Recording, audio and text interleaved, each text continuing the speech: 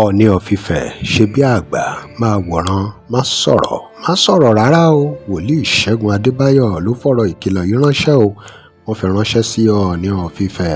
Wọ́n sì tún kìlọ̀ fún Alaafin Oyo náà pé kó ṣe pẹ̀lẹ́ káwọn ọba méjèèjì má jẹ́ kí wọ́n tì wọ́n o. Ṣé lóòótọ́ ni pé lílọ tí Igboho lọ sí ọ̀dọ̀ Ooni Of Ife ló tún fa wàhálà tuntun báyìí o? Báwo ló ṣe jẹgan ẹ̀yin èèyàn wa? Ẹ jẹ́ a gbọ́ ẹ̀kúnrẹ́rẹ́ ọ̀rọ̀ lẹ́nu wòlíì Segun Adebayo.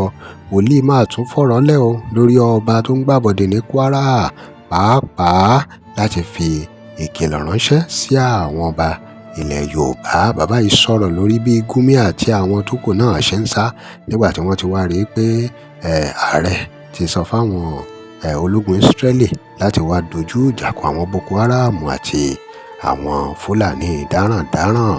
Ẹ̀yin èèyàn wa, ọ̀rọ̀ rèé o lórí ọ̀rọ̀ Ọ̀yọ́. Ṣé lóòótọ́ ni pé àwọn Fúlàní ló fún àwọn Ọ̀yọ́ lórúkọ Yorùbá pé kì í sì ṣe fún gbogbo ilẹ̀ Yorùbá pátápátá?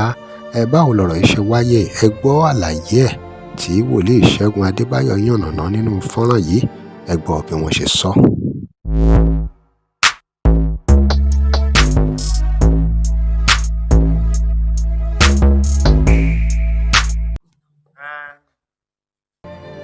bá ṣe dá à ń sọ̀rọ̀ rẹ̀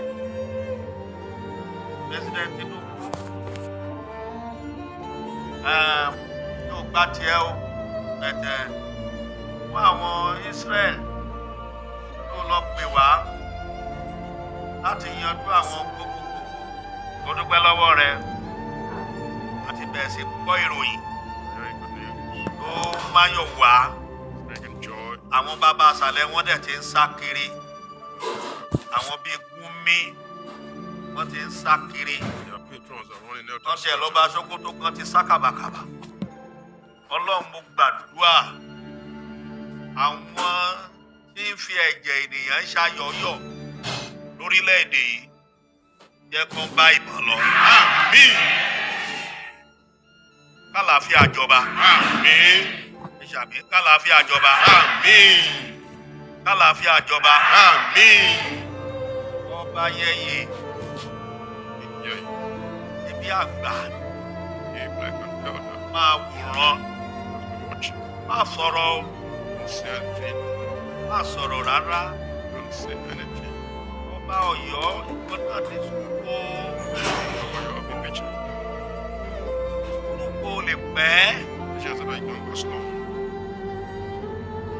Ọ̀rọ̀ rẹ má dàbí ìran àwọn ìran rẹ kan. Sọkọjà ní sùúrù o. Wọ́n bá tiẹ̀ má jẹ́ kán tì ní o. Ẹ jẹ́ kí àlàáfíà jọba lórílẹ̀‐èdè yìí nílẹ̀ Yorùbá.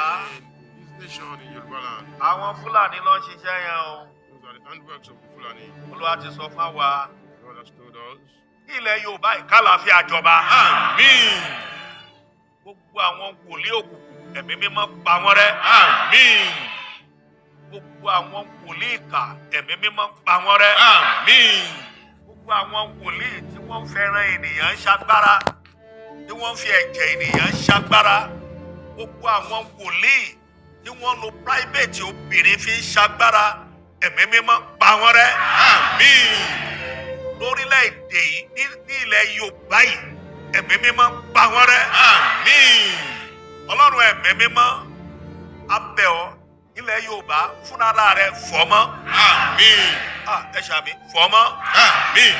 Fún wa lómìnira. Àmín. Fún wa lómìnira. Àmín.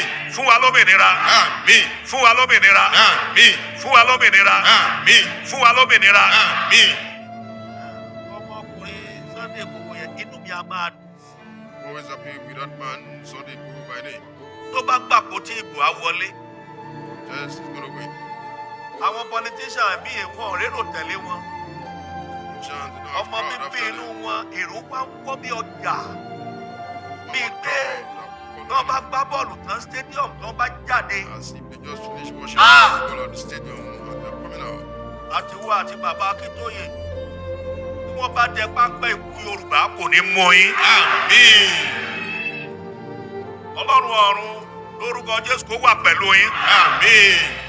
Gbogbo àwọn tó fẹ́ pa yín àwọn ni ó kú. Àmín. Ẹ kú ọba tó ń gbàbọ̀dé, ọba ìyàwó ẹ̀ ní Kwara. Àwọn agbẹnipa ń kówó fún. Ó ní 90-something million sínú ilé. Ó tún ní 30-something million sákàǹtì.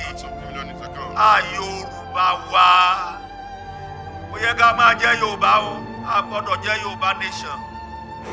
A fẹ́ Yorùbá nation. Àwọn Ọ̀yọ́ ló ní àwọn Fúlàní ló sọ Ọ̀yọ́ di yó Yorùbá wa. Àwọn Ọ̀yọ́ ló jẹ́ Yorùbá. Bẹ́ẹ̀ Yorùbá ká máa jẹ́ ó rá àṣẹ jáde ní ilẹ̀ Yorùbá ìkálàáfíà ìjọba. Àmín. Ẹ̀yin ọ̀dọ́bìnrin ẹ ṣọ́ra o. Young ladies. Fún Clubhouse. Themselves. Careful. Stop going to clubhouses. Partying. Torí wọ́n ń wá kíndìnrín kiri. Because they are looking for kidneys of ladies. Wọ́n lọ ń ta fáwọn òyìnbó ni o. Selling them. Olúwa ti tú wọn láṣìírí fún wa ti mọ̀ wọ́n. Them. Ẹ ṣọ́ra o. Ẹ̀yin tẹ́ wà yunifásitì. Ayé tuntun ti àwọn NYSC kìíní. Serving NYSC. Ẹ má jẹ́ kán gbé yín lọ club ẹ̀ ní padà o. To clubs, you're not going to come back. Tó bá rí bẹ́ẹ̀, gbogbo àwọn tí tó ń ṣèkà lórílẹ̀‐èdè tí wọ́n ń pa ènìyàn bí ẹni ń pa màálù bí ẹni ń pògúfe, ẹ̀mí mímọ́ fi kú wọn ṣẹ̀sín. Àmín. Jẹ́ kán ṣẹ̀sín fókú. Àmín. Ọlọ́run wà pẹ̀lú yín. Àmín. Kó dáàbò bò yín. Àmín. Kó ràn yín lọ́wọ́. Àmín. Ó máa ráàánú gbà. Àmín. Ó máa ráàánú gbà. Àmín. Ojú rere Ọlọ́run kó ṣíjì bò yín. Àmín. Ṣàmì ó máa rapture. Àmín. Ṣàmì ó máa rapture. Àmín. Ṣàmì ó máa rapture. Àmín. Ó máa dọ́run. Àmín. Ó lájọ máa dọ́run. Àmín. Àjọ máa dọ́run. Àmín. Ìbẹ̀rù Ọlọ́run kó wọnú wa. Àmín. Ìfẹ́ tirẹ̀ kó wọnú wa. Àmín. Ìfẹ́ mímọ́ rẹ̀ kó wọnú wa. Àmín. Ìwà mímọ́ kó wọnú wa. Àmín. Òtítọ́ àti ìbẹ̀rù rẹ̀ kó wọnú wa. Àmín. Ìgbọ́ràn sí àṣẹ rẹ̀ kó wọnú wa. Àmín. Ẹ ṣàmì Olúwa mú adé ọ̀run. Àmín. Oore ọ̀fẹ́ bàbá. Àmín. Tí ọmọ. Àmín. Tí ẹ̀mí mímọ́. Àmín. Ó máa bá yín gbé. Àmín. Àdélébáre. Àmín. Àrìnàkóre. Àmín. Bá Ọlọ́run sọ̀rọ̀ lórí rẹ pẹ̀lú ìpè àti àṣẹ májẹ̀mú lẹ́ni ó máa gba ìgbé ayọ̀. Àmín. Ògo ni fún orúkọ rẹ̀. Jésù Kristi Olúwa àti Olùgbàlà wa. Àmín. Àmín.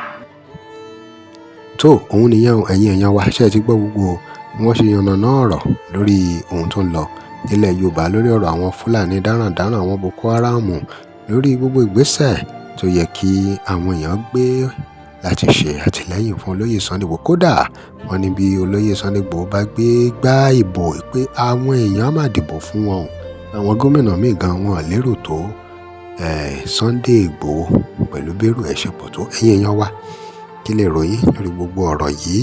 Kódà ẹ gbọ́ gbogbo ohun tí wọ́n sọ nípa àwọn pásítọ̀ tí wọ́n lu ẹran ara àwọn èèyàn láti fi ṣàgbára àti àwọn èèyàn tó kù bẹ́ẹ̀ náà wọn lórí ẹlẹ́sìn míì bẹ́ẹ̀ náà torí kò ń ṣàárín àwọn pásítọ̀ nìkan ló wà. Ọ̀rọ̀ rèé o ẹ̀yin èèyàn wa tí gbọ́ wúwo bí wọ́n ṣe yànnàná ọ̀rọ̀ ẹ dá sí ẹ drop comment and remember to like share and follow us. Thanks for watching. Àlọ́ fún ìpolówó ọjà pé WhatsApp number page yìí. Tẹ́ ẹ bá lè rí àmì ṣe gbogbo ogun tó lóhùn ní gbọ́ tó lóhùn ní gbà lórí ayé yín iná agbára Ọlọ́run máa jó dànù. Kí lè nǹkan tẹ̀ ń là kọjá tó dàbí pé ẹ ti wá ọ̀nà àbáyọ ṣùgbọ́n tí ẹ ti rí ọ̀nà àbáyọ ẹ ti pàdé wòlíì yín ló fà ṣùgbọ́n arán mi sí ọ lónìí dádì arán mi sí ọ lónìí mọ́mì Olúwa lòun fẹ́ ṣe nǹkan ńlá nínú ayé yín. Olúwa sọ wípé gbogbo tẹ̀ ń là kọjá yẹn òun fẹ́ fi òpin sí. Kí nìkan tẹ̀ ń là kọjá lórí ìgbéyàwó ni lórí ọmọ ni lórí iṣẹ́ ni níbi gbogbo ni bóyá ogun kan ló dàbí pé ogun yẹn le ẹ ti gbìyànjú kò tí ì sí ọ̀nà àbáyọ ẹ jẹ́ àjọ gbàdúrà ẹ jẹ́ àjọ wá ojú Olúwa kí làṣírí ogun yẹn gangan ẹ jẹ́ àjọ wádìí lọ́wọ́ Ọlọ́run ká dẹ̀ mọ ọ̀nà àbáyọ. Ẹ̀rọ ìbánisọ̀rọ̀ tẹ́ fi pè mí fún àdúrà àti ọ̀nà àbáyọ òun náà ni +234 7025 47 5427 +234 7025 47 5427 27 bẹ́ẹ̀ ṣe ń pè mí fún àdúrà lórúkọ Jésù ẹ máa rí ìyanu